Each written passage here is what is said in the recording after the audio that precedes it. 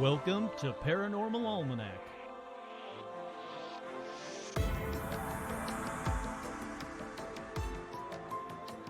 With your host, Kurt Sandvig.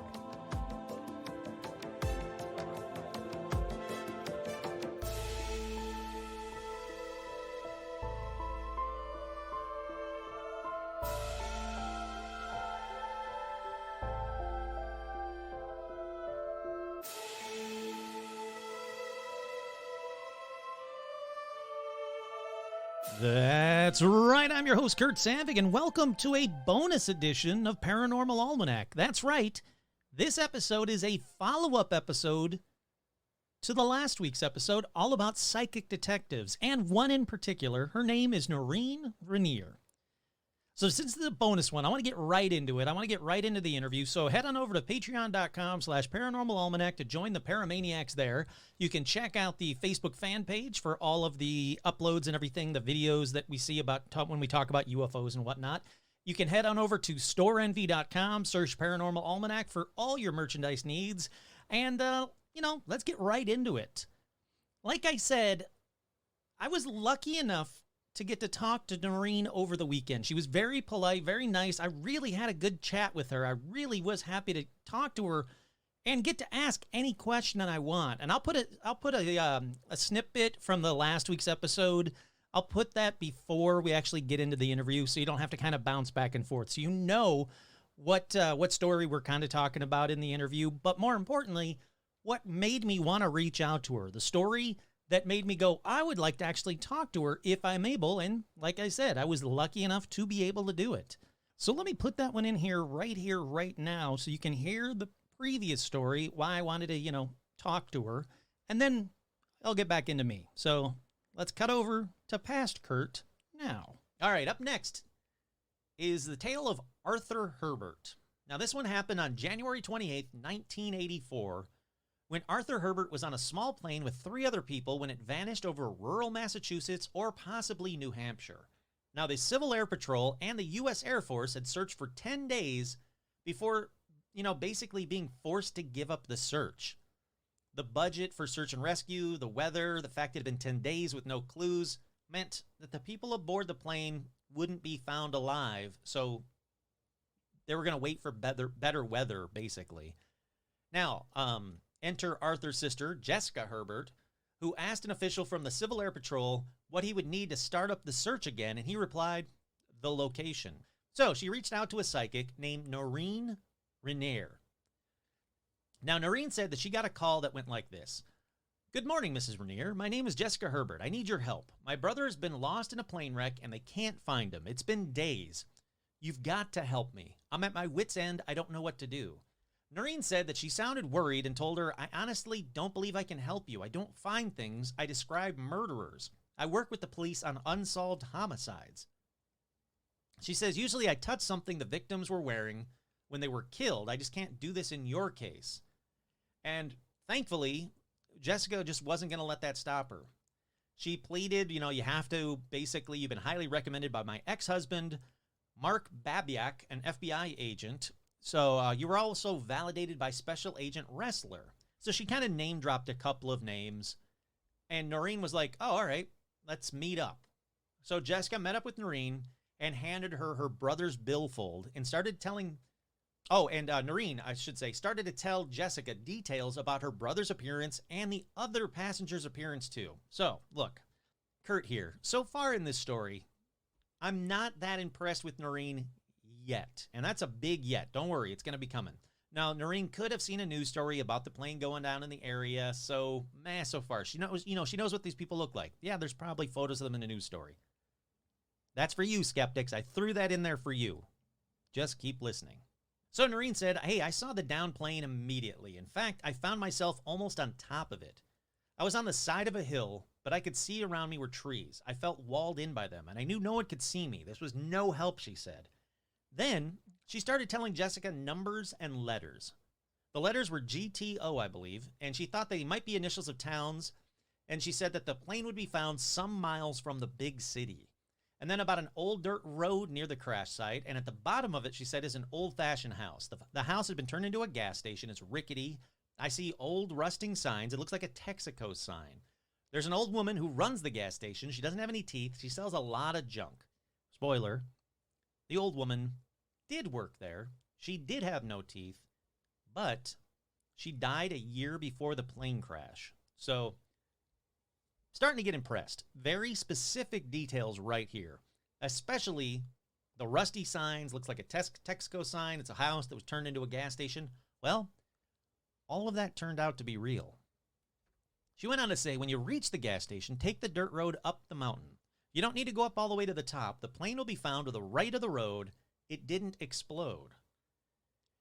Then, Noreen said something to Jessica. She said, it's your brother. Now he's walking away. He survived the crash.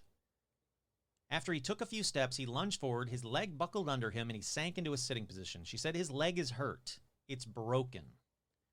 Then Noreen kind of said, wait, that might be from you. I might be getting these images from you. You're the hope that your brother is still alive. So she was kind of worried that they'd be found dead. Well, 2 days later, the search and rescue team found the location and the plane basically close to what Noreen said. All the people on board were dead. They did find that rickety gas station with the Texaco sign. They went up the road to the right of the road. They find the plane. It was, covered by trees. But when the authorities arrived, they found the plane intact. All occupants were dead. The 2 men in the front seat had been crushed by the impact, their necks broken. Sitting on some flat rocks under a nearby tree as if someone had placed her there, they found the headless body of a young woman. They then found the body of Jessica's brother a few yards away, sitting on the side of a hill, his leg broken, a torn piece of his sweatshirt hanging from a tree branch above him, basically trying to, signal that they were there. Oh, and those letters and numbers? Well, they were the initial letters of the names of the 3 towns whose outskirts all connected in the area, marked by the longitude and the latitude. That's right, the numbers that she gave the sister. Absolutely freaky. Okay, back to present-day Kurt, and to this week's episode. Noreen has been a psychic detective for over 40 years. She's worked on hundreds of cases. She's worked with police in 32 different states. She's worked with 4 foreign countries. She's worked with the FBI.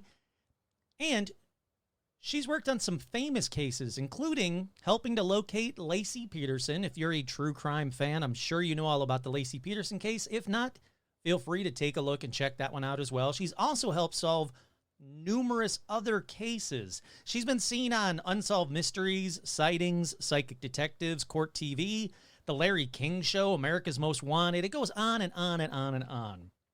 Now, like I said, she's not retired, but I wanted to ask her about her career, how she honed her skills, maybe a couple of the cases she worked on, just a little bit, just to kind of get into the mind of a psychic detective and kind of hear it all from her. Because, you can hear me tell the stories, but she lived these stories. So I was very excited to, like I say, to chat with her. And like I said, Noreen was nice enough to sit down with me for quite a bit, but she wanted to start the interview discussing her book.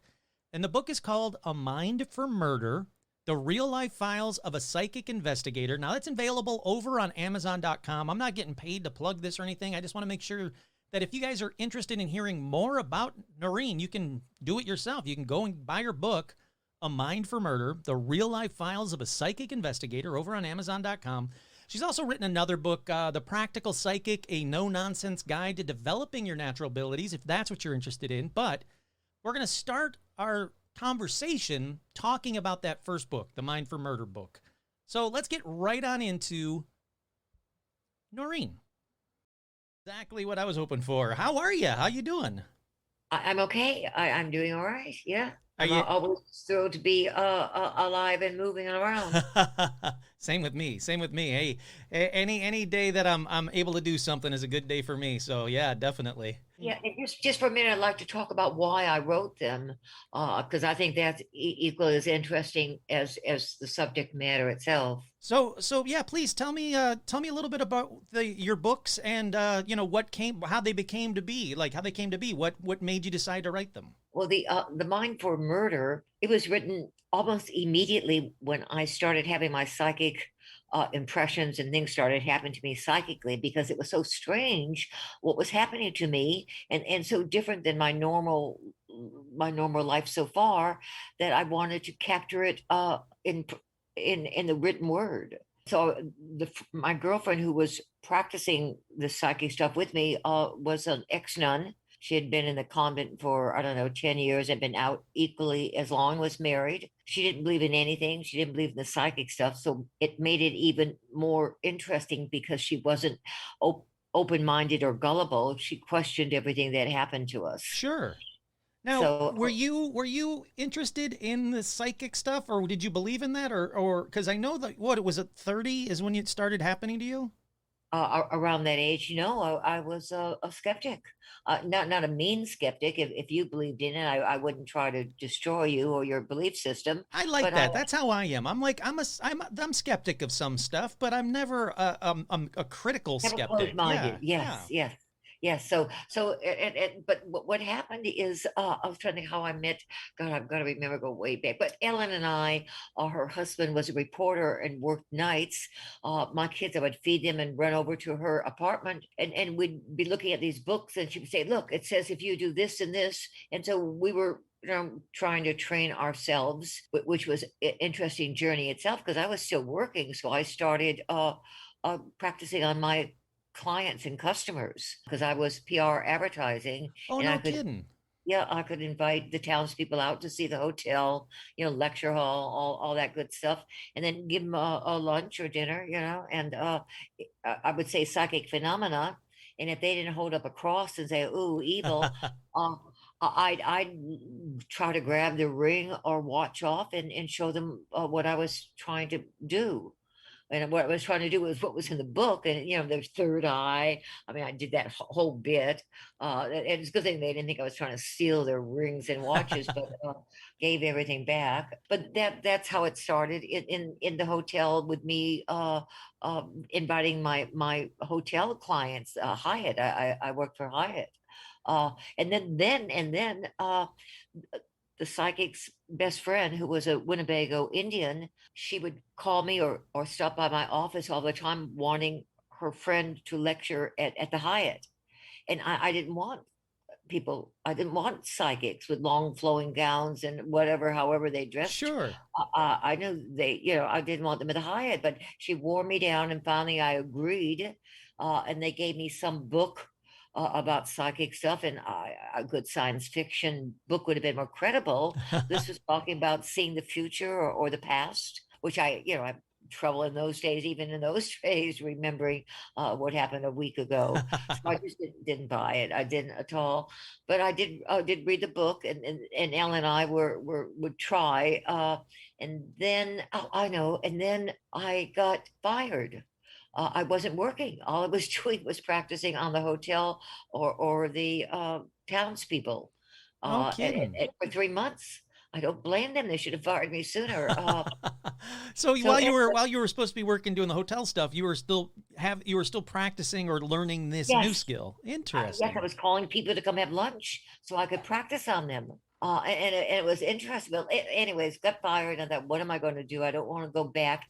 I want to continue to see what this is all about. So I went to to a hotel. In those days in Orlando, there was just one small hotel. Now we're talking about the 70s. I mean, a small airport. And I talked my way into sitting in the hotel lounge across from the airport. And I figured if I'm bad, these people will fly away. Sure. Yeah. Exactly. You They, got them for one chance, and then they're gone. So yeah. that's it. So that's how I started. How I, how quickly were you? How quickly did you discover that you had a knack for this, or you had this ability? I didn't until I started practicing with Ellen. Oh, I think how it worked was how did it go? How did it start? Why? Oh, Ellen had relatives. That's the only. Okay. Oh, I know what it was. I know the Winnebago Indian, the one that was the psychic's friend. Mm-hmm. She wanted to teach us meditation, or me. And I was going, nah, but then finally she, it doesn't, it's not hocus, but you're calm, relax. And so I grabbed Ellen. I said, Ellen, come on over to my house. She's going to teach me and you how to meditate. And so it was in the afternoon, the sun was coming in. We were taking deep breaths, listening to what she told us to do, and all of a sudden, I felt like somebody had plugged me into a socket. Really? Oh, I thought I was electrocuted, although my logical mind was not in working at that time. Had meditated and I'd gone into some trance. I don't know. I just still don't know how to call all that stuff. But all of a sudden, my mouth starts moving, and my mind can hear it. I can hear it, and it's telling Ellen, the Winnebago Indian, all about her childhood. And I don't know, I seem to be an older Indian woman that I'm talking to. So and I'm hearing it, I'm going, what the hell is going on? And I think, I know, I bet there was insanity and no one's ever told me about it. So finally, I thought, this is enough, enough. And I willed my eyes to open. The Winnebago Indian, she was tears streaming down her face, and thanking me profusely about the message from her grandmother. And she called her, I don't know, whatever, some Indian name. And Ellen is grabbing my coffee cup, taking a sip to see what's in it, because I had never done this before. So in my hands were burning. I Oh, couldn't figure really? out. Yes, they were just really hot. So and I think I cried out, "Oh, my hands are hurting me!" Not Ellen, Joanne, the Winnebago Indian. She said, "Oh, I have a horrible headache. Heal me." And I didn't hardly even think. I just did what she did and said, and stood up, placed my hands on both sides of her head, and let that energy enter her head that was burning my hands. And then when my hands stopped burning, I sat down. And this was completely unexpected. I mean, you were kind of expecting because you were trying to be, you're getting into the trance, you were trying to learn this Meditate, but ability, but it was not something that you expected to happen. oh, of course, no. But if I was told that ahead of time, I would have said, "No way, man! No way!" And good thing Ellen was there. So, anyways, we got rid of the. I hate to keep calling her the winner. She was a wonderful lady. Became a doctor, helped her own tribe up north. But we got rid of her, and Ellen said, "Do you believe in this stuff?" And I said, "No. Do you?" And she said, "No. She did something to us. Let's practice tomorrow at my house. My husband goes to work, etc. We'll see what happens without her." So that the two skeptics saying we don't believe, I believe in all this stuff. I mean, talking to dead people, healing. I mean, there's no way I would have believed that. I had two kids in the house at that time, teenagers. They would have, well, yeah, but that's for Yeah, they would have another. thought mom's gone crazy. Yeah. Absolutely. And so it does seem that you're implying that anyone can be psychic. Is that what you think? Like I could be psychic, anybody has the ability? I think we all have it, but all to a different extent. I mean, we all have some artistic ability, like drawing or music. I mean, oh, you could draw. No, I couldn't draw. Music, no, I can't sing. I have, but most of us can do it all to a certain level. Sure. But We're do you not going to. think that we could all learn to be as good Yeah, as oh, you are with it? absolutely. My class, they all learn. They all learn, all to certain Really? degrees differently. But yes, it's just a part of our mind that we've been ignored or suppressed by society. Society doesn't want us to use that mind because they can't control it. Oh, I Whether we, completely agree. I yeah, think that unfortunately, so many people are told at such a young age to, that they can't see, like the imaginary people aren't real, that you can't be talking to the dead, that you can't do this, and you keep saying the can't, the can't, the can't. And if they had that natural ability, it's kind of pushed away or tamped down. I and do they know agree it's with that. bad. Yeah, and then they think it's a bad thing to Yeah. have. Oh, yeah. I mean, there's so many people. I'm a skeptical believer. I want to believe in a lot of this stuff, and I do believe in a lot of this stuff. When I mean like the paranormal stuff that I do for my podcast, but I do also have that like skeptic's mind of, Oh, but I do too. I still have it. see, I I love still have that. it. I love that. When I work with the police, I still do it. To me, it's a test. I like to describe because I don't know my cases ahead of time. They'll want me. I'll just ask them: is it a homicide or missing person? Because each one, I have to use a different part of my intuition for that. So they never tell me the name of the person. Half the time, I forget what state I'm doing. They send me the package, and the first thing I do is describe the let's say homicide, the victim. And they'll say, yeah, she had blonde hair, yeah, she had her teeth were out, or yeah, she had enough that I know I'm in. I said, okay, put your seatbelt on. Let's go. Now, how surprised were you when you got your first case right? Like, I know you were surprised when you did the reading for the Winnebago Indian woman, but like when you I did like your didn't think that was first a case. reading. I mean, I didn't even know what that. But let's see, what was my really first? Oh, the rape case. What was it? At this time, I was teaching. I couldn't even spell half the psychic words. I was teaching at the University of Virginia, an uncredited course. And it was really weird because, I mean, I'm not, a college graduate. I've had a couple of years of college. I was always a terrible student. I mean, thank God for the spelling in this machine. I mean, my first book, I did it on a typewriter. Oh wow, that's its testament right there because I couldn't do that. There's no way. If it wasn't for the spell checks, I'd be doomed. I mean, it was, but I didn't know any better. In those days, a lot of people didn't, very few people had computers. Sure. So Oh yeah. anyways, remember, this is, but anyways, so where were we? I forgot where I was. Oh, the first case that you got right, the rape Oh, the case. first case. Yes, yes. Okay. So I'm doing hotel stuff. I think okay, I gotta do the gangster first. Okay.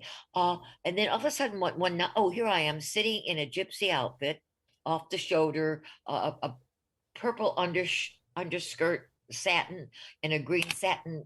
I mean, the loop earrings, everything. And there's a place card on the table saying psychic Noreen Renier sees the future. I mean, a whole spooky little thing there. Mm-hmm. Letter it's like charge $5. Now, why am I'm skipping? I'm only telling this because there was some police that came in and actually had asked me information while I was working in the nightclub. Oh, okay. I see. Sure. So that was, and it was very light, and didn't think, I thought it just as another customer. I didn't think, oh, I'm doing a case for the police. They just wanted these answers to their questions, and I gave it to them, and inadvertently they were teaching me how to respond to them, because we both were new in the beginning, the police and I didn't know what they want, but they knew what they wanted. So I would just get into my mode, and they would just ask me questions. What did he look like? Where did he Sure. live? Just a base, and then we'd pause, and I would see pictures and describe to them what I saw. And it turned out to be correct. It led them to. Yeah, it was. I mean, it was amazing. It was absolutely absolutely on. And then they would call me back, and they were real good in the beginning. They would say, "Guess what? You were right. We got this. We got this." And the rape case. Oh, the rape was the first one, and it made the headlines. That I worked on the case and I was accurate, and all of that. It's all in the book. Let's see. So from the rape case, the headlines, and who comes sniffing around but the FBI? They're just down the road. I'm in Virginia. Sure. They I'm invited to some police training academy. I mean, I've had I barely started teaching. I think I had been maybe teaching a couple months. I mean, I still couldn't spell half the things, and I'm going to lecture to a bunch of cops. Oh, sure. Well, sure, that's how I would say. Oh yeah, sure. Then later I think, wonder what I'm going to tell them, because I had just that one case under my belt, and that was it. So, And anyways, this was something unusual to have a psychic talk to the FBI, isn't that correct? but I wasn't really talking to the FBI then. Later I was, but now I would. They were going to fill me out. They had the head of this police training academy invite me to lecture to see what I was about, and they were in the audience. They were there, Oh, okay, sure. and that led to being invited to Quantico and lecturing there. What must that be like to all of a sudden you find yourself in Quantico lecturing to the FBI about psychics, about something that, a few years back you would have said was complete, you were a skeptic of. Right now, oh, all right, that's good. When I was at the nightclub, I remember one time one of the waitresses came up to me. Oh, I used to drink wine, with a glass of wine, because clients were always sending me stuff. Sometimes I really had a lot of wine, but she came up, and what did she said, people don't really believe in you and what you're doing. And I just looked up at her and smiled. I said, "Oh, that's okay. I do." Yeah. See, and that's the important part is that you do, because, we talked a minute on the phone prior to the interview, and I said the same thing that you were saying, that, yeah, you're going to, I get skeptics on my podcast all the time that like, leave me comments about, how much they hate me or, I should go to hell if they're really religious. And it gets tough, but then you got to just realize I don't care about them. I'm not doing it for them. No. And you must be good if they're attacking you. You must be good because they don't attack the ones that get no attention. So I mean, but they've been rough on me though. They're bad. I feel so bad that happens to you. That's not right. So cowardly too. So cowardly. But anyways, that's neither, the book will show you stuff from the FBI. Sure. And everything but what the skeptics did teach me is to make sure I can back up anything I say. Oh, definitely. How often do you feel like you have to, or how often are people trying to test you, I guess is the better way of asking that. Well, it's only that those two people. Sure. There's only two people that do it. But the last time I was trying to think, oh, I know what on my website, I have quotes from different police training academies saying, and so I forgot which one it was. It was in the Florida one, and man from their police academy said, "You've never lectured here. How dare you put that in print?" And I went, "Okay, now where are you at? Okay, okay, let me send you my information." And I had a letter from the FBI inviting me to lecture I at love that. it. So everything. So now I have it attached. If you go there, you can click it and you see the letter. So I've always been honest. Thank God, I've been really honest. But now I make sure that I can back up everything I say. Oh, that's good. That's good. Now, when people find out, like just regular people on the street, like if you're in an airport or wherever, and you're out and about, and someone finds out that, oh, what do you do? Oh, I'm a psychic detective. Do they ask you to read them, or is it just kind of they're in awe and they want to know more about how you do it? They don't ask me for reading. I would probably say no. Although if they had bought me a couple of drinks, I probably have said yes. I love that. Yeah, because that put me in that mode. So I have to be so careful. One time, this is funny. No, I bounce around a lot, but it was when I was just beginning. I wasn't a police psychic yet. I was just learning how to go into trances and do the stuff I was doing. And I was dating this man. I really, really liked him. Well, in fact, it was my ex-husband. And I don't know if we were married or divorced then or not married. I forgot. No, we probably were not. And we're out to dinner and we had the wine. Then all of a sudden, Noreen leaves. I'm gone. And this male, very male voice, a wine had just been served in just a glass. And this voice wants a crystal, or I don't know how he said it, very elegant a voice, but deep, and wanted the glass changed. Wanted a good glass. George was getting embarrassed because the man was being very loud, or me with a voice. So in those days we had cigarette machines. And he noticed I was almost out of cigarettes. And my cowardly ex-husband says, "Oh, I'm going to go get you some cigarettes. I'll be right back." So he leaves me with that voice there and runs. Well, I shut all the electricity off in the building. The machine didn't work, so he had to come back. Oh, wow. So I have had I don't think I do. I don't know if I do it now or not, but I remember a couple of times. One time I was late for my radio show. And I had a long list to drive. It was winter. I didn't do it intentionally. I didn't say, "Oh, shut the lights off." But the lights all went down in the radio station and across the street, the stockbroker's place. No kidding. Yeah, I thought that was neat. That actually brings up a good point. So what is it like? Because you said you had kids, correct? Yes, I did. Yes. So what is it like for kids to have a mom that's a psychic detective? They can't get anything by you. Well, first of all, I wasn't a detective when I started this. I was just learning how to do this stuff, and they hated it. They wanted a normal mother. And the kids had come over for, I don't know, one of them had gone off to college, was home for the week or so, the summer. And so we had a party, and I was levitating with some other people, showing the kids how to levitate. And my kids were furious with me. They didn't want me to be psychic for them. Of course, their friends loved it. Oh, sure. They didn't like it. And they're very intuitive themselves, or were. Oh, really? So it passed on to them, or they had the ability as well, however you want to word it. Really? Yes, that are creative. Interesting. Now, how do you get the information? How do you receive the information? What is it like to all of a I sudden just never thought hearing about it? how to get it. It was just what you need. So the secret was if you really needed, and these cops really needed to know who did it. So they would just ask me questions and I would get the answers. I didn't try. Remember, they're training me without either one of us knowing what's going on. Sure. But is it like you can see images, or is it Oh yeah. someone else is Right. talking, or what is it like? Oh, okay, okay. So let's say we have a homicide. We've already described the victim, so they know I'm on that. Now, they want to know how I'm still in the proving. So, and this is part is very upsetting, because I was such a skeptic in the beginning. I would feel the pain. Oh, And so wow. I would grab my neck and start sort of choking, and it would, they would cut her throat, or maybe I see something else, but I was feeling the pain. And for a while there, oh, the burning was the worst. The burning, I couldn't handle that. I got burned to death, a fire. Oof.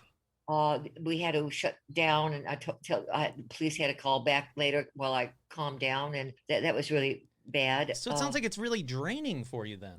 Oh, it is. It was a very bold. People think, "Oh, what exciting life!" No, everything was over the phone. So as soon as it was over with, I'd have to go to bed.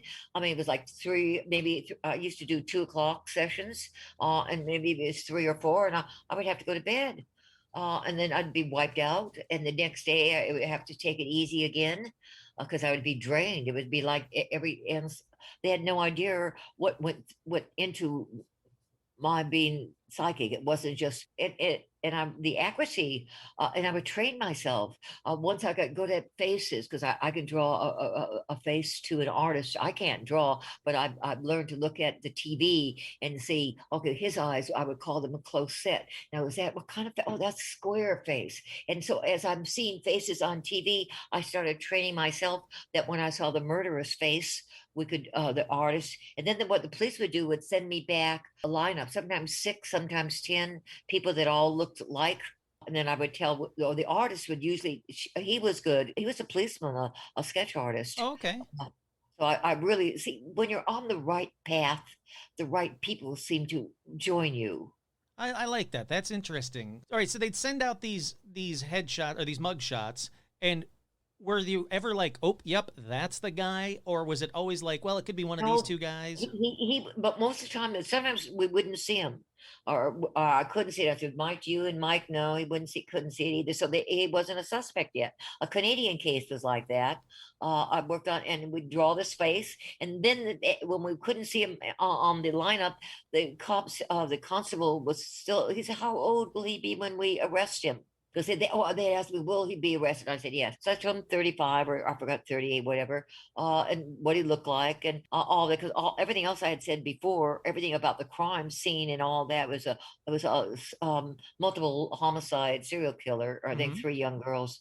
Well, 20 years go by, or 15, I forgot how many, and DNA is now in the beginning of my career, DNA wasn't anything that was special, or it wasn't that sophisticated or used that much, or at all. Time years go by, and then the DNA comes, and they get the guy through the DNA, and he looks just like the picture. He's 35 or 38, however, the hair, the everything is right. So how I do it, I don't know. I just know it works.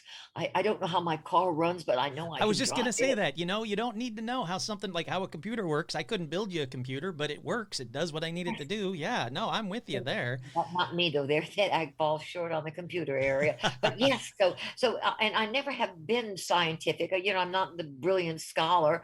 I'm just, a psychic.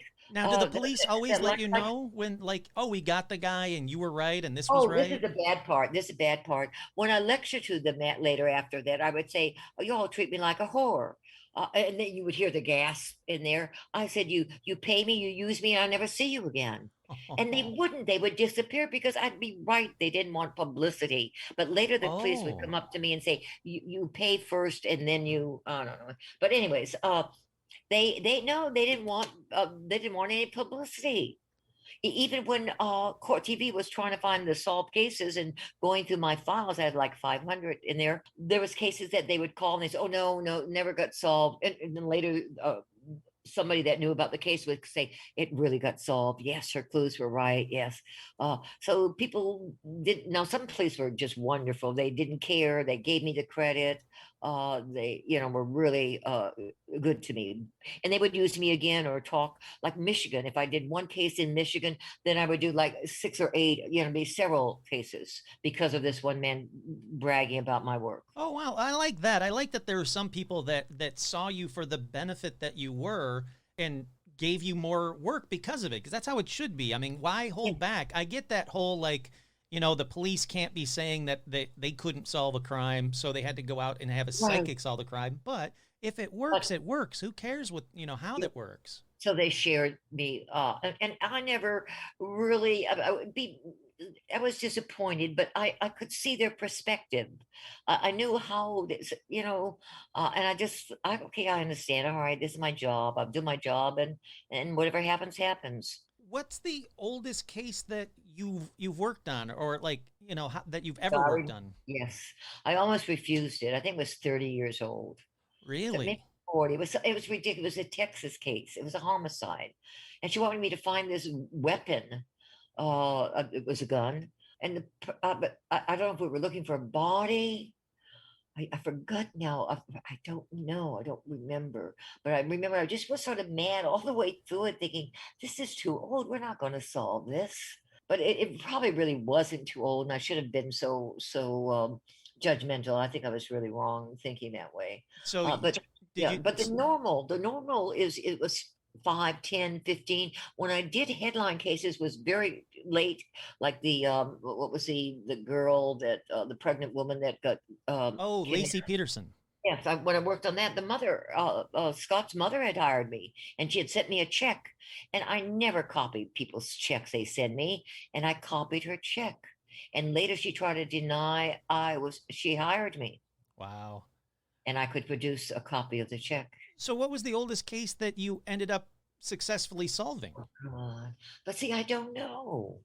If the police actually came back to me after every case, maybe 5 years later, 2 years later, and say, guess what, this happened, I don't know. Okay. In fact, I didn't know till the Court TV went through all my files the cases I had solved.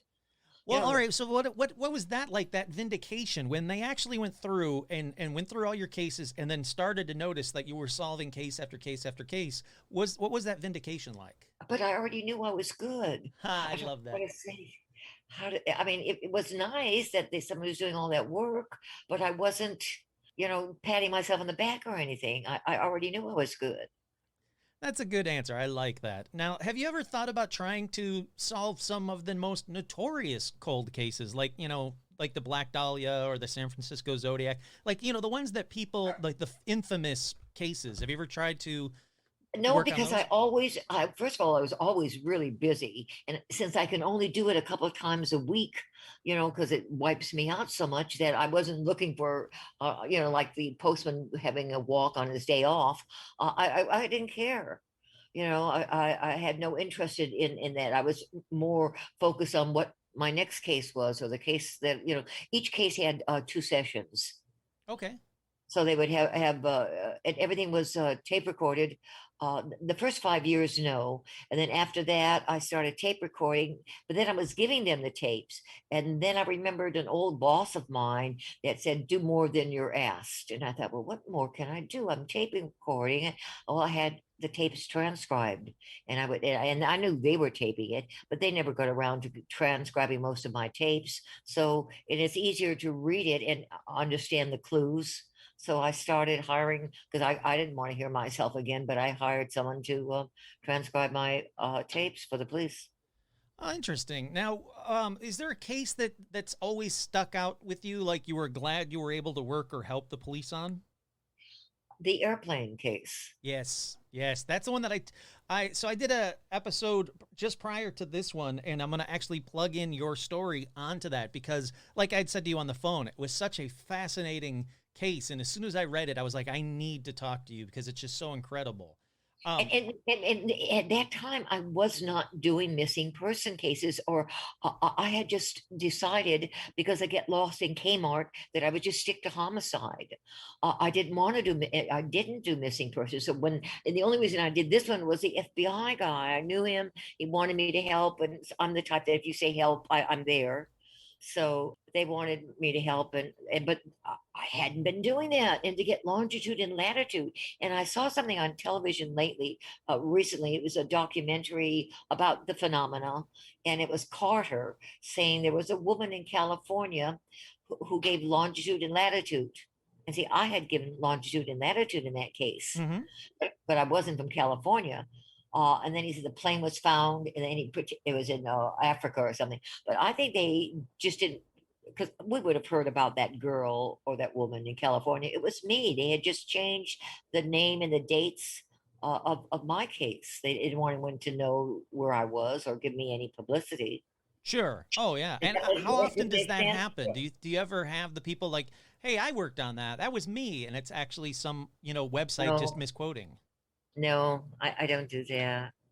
I don't. But it did come up in the court case, which was good. Sure. Oh, definitely. But it died. I would thought that more people would be interested in the court case. I sold my book on the court case because but then I got sued for it because I won the libel lawsuit. There's one copy or a couple copies of. I have the original. I had won the libel lawsuit against the skeptic. Uh, Oh yeah. and all this FBI testified for me, police testified for me. All of that happened, but it never got any publicity. Oh, sure. Now, I'm assuming you never expected this to be your life's work, but you've got to be proud of the work that you've done and how many families you've helped. Is Oh, I am proud. I am. I am. I'm just so happy that I can help. Oh, I mean, sure. Oh, sure. uh, Is there any time where you've had to say like, nope, I can't help you with this case? And if so, what was the reason behind it? never. The only reason would be if you were family and you came to me, and I would say I have to, you can hire me, but I have to work with the detectives. Oh, And interesting. Okay. if they couldn't get the detectives, I couldn't work with her. I can't handle the emotions from the family, where the police are so uh, stoic and hold back their feelings that I don't have anybody crying about their mother being shot. I don't want that, and they don't know anything, so I'm not going to be able to. So no. So their emotional connection, you can feel, obviously you Tell can feel it, but it hurts it hinders the investigation. certainly definitely homicide. Now missing person, that might be a totally different ball of wax. But since in homicide I started, for 5 years with just homicide, because really I can get lost in Kmart. And I thought, how the hell am I going to tell somebody where to go where I can't, right, left? I mean, I always get lost, still get lost. But somehow when I'm in that psychic mode, I mean, I worked in South Africa or Africa, and I could do, they say how many, they didn't know miles, if I was doing miles or whatever it is there, but we did it. I could tell them how far it was. I don't remember if it was theirs or not, but yes, I could do miles. And you always, or not always maybe, but you request to have an item, a personal item of the person to help you with your connection. Is that correct? Homicide. I need something from the victim that was Okay. on him or her when they were killed. Now, Homicides are easier because there's emotions involved. People say, "Oh, it's just forgetting," which I'm good at forgetting it. But when I do stir up those memories, I do get upset. But the homicide is easier because it's all this hate, anger, and so I can tap into that energy, and somehow I can get pictures out of it. I can get the pictures. I mean, how do I know where he lives? I mean, but somehow I can sometimes follow him home. Sometimes I'll go up in the sky and I look from up there. I mean, I use all sorts of techniques that I can draw information. I can be on the ground for a while, then I'll fly up in the air and do like a clock. And I always put 12 north, but we don't really know if it's north. I mean, but everything that if you had to move my round circle, everything would stay the same. But I try to see an airport, I try to see a river or something so they can put the, where I'm talking about in perspective. Oh, sure. So yeah, that's interesting. So there's different ways that you can go about it. Do you get to choose the different ways, or does it just happen and then you just kind of follow that different way?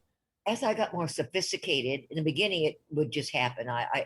I would more play with myself. I would think, oh, today I'm going to look at his hands. If the murderer is a male, or even if it's a female, I'm going to describe their hands because I always do the norm, the face, and and I would describe the hands, and I thought, oh, this is neat. Look at this. He's got, and I would just get enthralled with just looking at his hands. I don't know if it helped them or not, but I was just again playing with my own mind to see how much control I had. What was the what was the most used one? Version did you use the most? Oh, I like to see first from the victim, or staying on homicide. First from the victim, if she saw anything, what she saw, and then when she's dead, I switch to the bad guy, and see from his perspective. That's got to be very disconcerting to witness. I mean, you must have witnessed hundreds of murders or violent crimes in your lifetime then. Oh, absolutely, absolutely, and all of them after the first 5 years are on tape, and then after a few years, they're not only on tape, they're transcribed.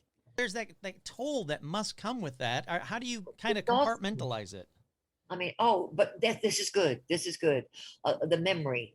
But somehow I go so deep into the trance or that state that I the next day when the police call me, sometimes they'll call me the next day. They say, remember that bridge you were talking about? I said, no, I don't remember.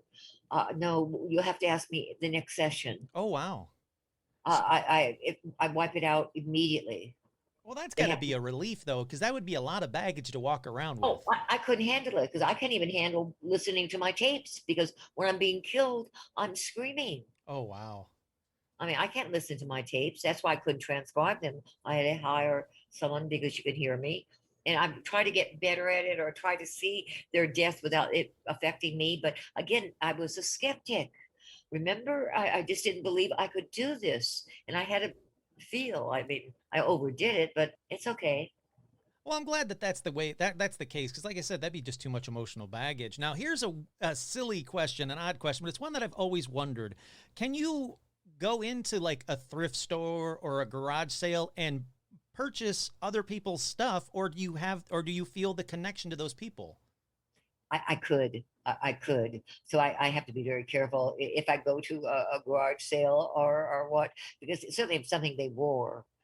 Can you imagine what I could pick up from a bed from a horse house Well, or something? that's what I was just thinking. Like, it's got to be bizarre to not be able to, because I love vintage stuff, absolutely love it. But if every time I bought something vintage, I had every connection to everybody that's ever owned it, that's got to Oh, be a lot. yes, I agree, but I really don't have. No, I don't. I'm just even looking at my furniture, and some of it you get used to that vibration or that energy that's coming from that object. But yeah, I have to be careful. That's really interesting. I'm glad that you humored me by answering that because it was something that I've always wondered But it's about. not foolish. No, I think I think it's wonderful. No, I think it's a good question. Oh, Uh, uh, thank you. So what advice can you give me or my listeners for trying to hone their own psychic abilities to be more like you? I think the best thing you can do is to be aware of the now, and aware of when they're talking to someone. Be aware of their whole essence. I don't, not just the words. It's psychic is being aware on a different level, but awareness is the most important thing you can have. Oh, definitely. I like that. I like that knowing that if you can hone that skill, that you can actually not only help other people, but I think you would be able to help yourself. Now, That's it. Yeah, oh, I love it. I love it. I would never go to a psychic. I would rather learn myself how, and again, I believe in the mind. So programming your wants and your dreams is so important. But a lot of people, they know exactly what they want, or they have this dream or desire, and they never let it go. So yes. my advice to your clientele, your listeners, would be keep dreaming, but release it. Believe in it enough to let it go. I like that. I like that a lot. Now, do you have Do you have the ability to speak to people that you've known that have passed on, or do you not want to ever tap into that? Well, I had a lot of people die recently. My daughter died, and then my Oh sister no, died. I'm so sorry Yeah, for your loss. but within months of each other. And no, I didn't try to contact them. Well, both of them were really sick. Uh, but when I went to get I have melanoma in one of my eyes. Just before the diagnosis, the doctor had done some tests, and I'm sitting alone in this room, and all of a sudden there's my mother, my sister, they're all dead, my brother, and I'm going, what are you guys doing here? I'm at the doctor's. No one's talking. They're just looking at me. It's like a picture of them. And I'm going, what are you guys doing here? And I'm going, I'm not ready to go. If you're here for me, I'm That's not what I going. would think. Yeah, like, oh, am I crossing over? I don't want that. That's Yeah. it. But see, I didn't know I had the melanoma at that time till after the doctor opened the door and they vanished. And then he told me you have a growth. And I said, what does that mean? And it's cancer in your eyeball, and it's very rare. But I don't dwell on it. I mean, it's sort of like telling me I had a pimple or something. I mean, what am I going to do about it? I do what they told me. I'm going to have. I had radiation before. They had a machine and it would shoot this radiation line. Now, and it shrunk a little bit, but now they're going to actually put the radiation that I will carry around in my eye. Oh, the seed? I guess that's it. He hasn't explained it too much. I had my cataracts removed so we could get to see it more, Mm-hmm. to see the growth. So we're working on that, but it's horrible. And I had to have laser because they were so thick. Oh, sure. Yeah, yeah. My grandpa had that as well. Yeah. Yeah. I mean, but anyway, so that's my health issue right now is getting my eyes so I can see and read again. I can't read.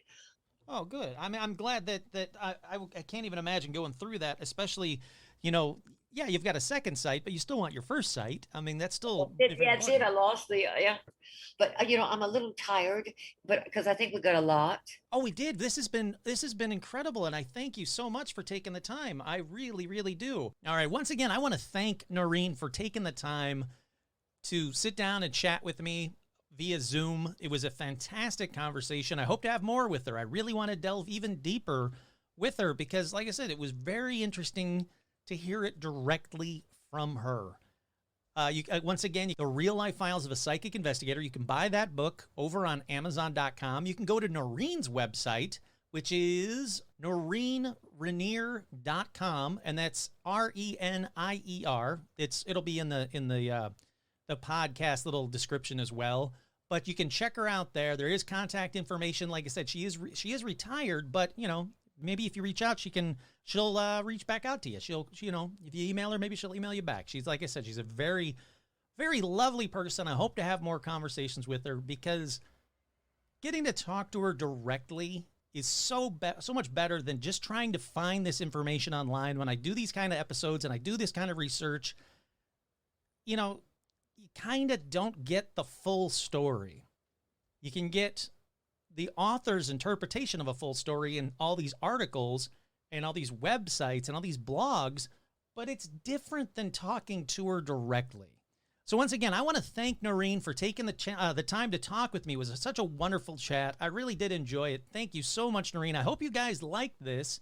And who knows, maybe I'll have Noreen back again to dive even deeper into some of this stuff because this is just kind of like, brushing the surface on what I really wanted to talk to her about. So hopefully I can have her back on the show and go even deeper about how I can hone my skills and go into deeper about some of the cases that she's worked on. But hope you guys enjoy this one. This was a lot of fun. Once again, thank you to Noreen Renier. Have a great one. Once again, I'm your host, Kurt Sandvik, and this has been another edition, a bonus edition of Paranormal Almanac.